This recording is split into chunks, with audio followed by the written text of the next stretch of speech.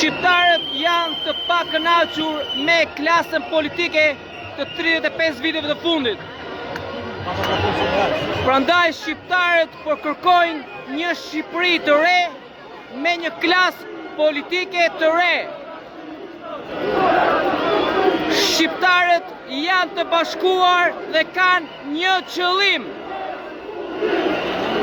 Dhe ky qëllim është revolucion, një Shqipëri re, një Shqipëri e barabartë dhe një Shqipëri që i shërben shqiptarëve.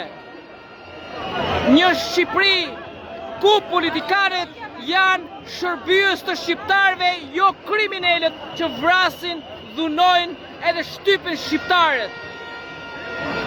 Këtë po kërkojmë ne, një Shqipëri ku politikanët janë shërbëtorët e popullit, shërbëtorët e të gjithë shqiptarëve që i zgjedhin këta politikanë të korruptuar të 35 viteve të fundit.